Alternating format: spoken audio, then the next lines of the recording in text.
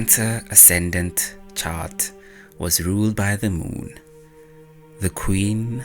Now comes the king. The sun ruled Leo Ascendant. Another fascinating chart, like with the Cancer Ascendant. Once again, we see Mars as the Yoga Karaka planet. When we were studying the planets, we saw the planetary system aligned with the royal kingdom.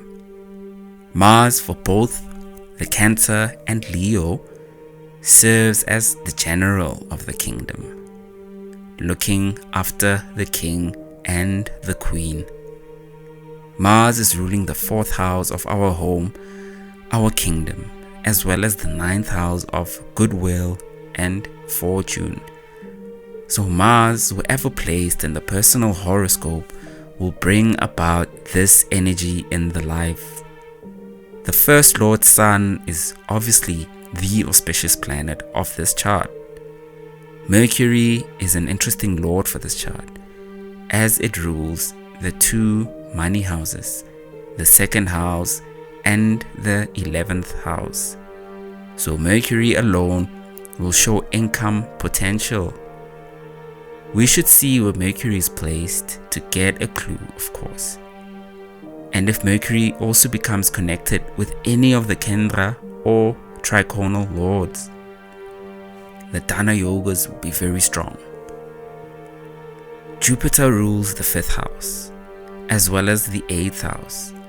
Jupiter here has the potential to bring much enlightenment through occult knowledge. A passion in occult sciences can be seen. This will be compounded if Jupiter has a connection with Yoga Karaka Mars, thus creating powerful Raja Yogas. From the association of the 5th, the 9th and the 4th houses. The Jupiter and Venus connection can show much research ability. The 5th house and the 10th house connection would show a great Raja Yoga. The 8th house connection of Jupiter would bring much research and studying ability and potential for the discovery of new knowledge. The Venus connection with Mars can potentially form a Raja Yoga, connecting the 9th and the 10th house. Venus rules both the 10th house of our career and the 3rd house of the scales and craft. Venus can make a connection for transforming our hobbies into long-term careers or something we would be famous for. The Sun and Mars, if connected and in good dignity, will form the greatest Raja Yoga in this chart, connecting the soul presented by the Sun and willpower and good fortune seen by Mars in this Leo Ascendant chart.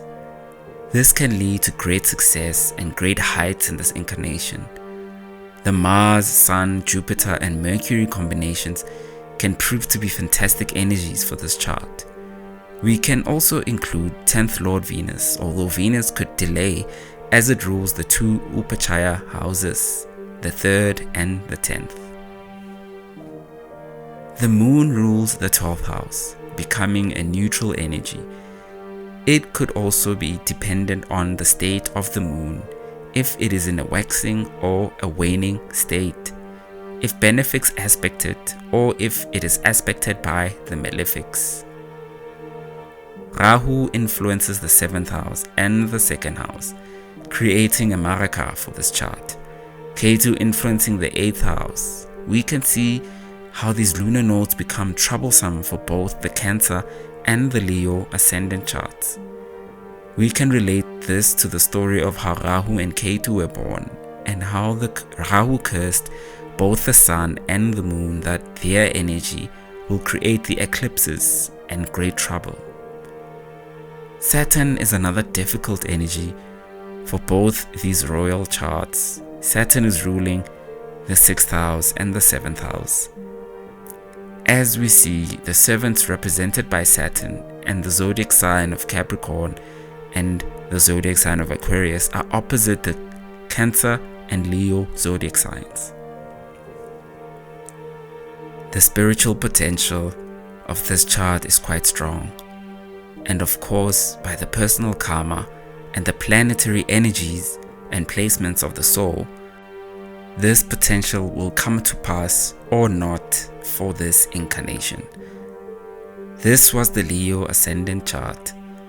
Now let us go into the world of Virgo, and let us meet the other phase of Mercury. Please subscribe to the channel, comment, like and share. I'd be most grateful.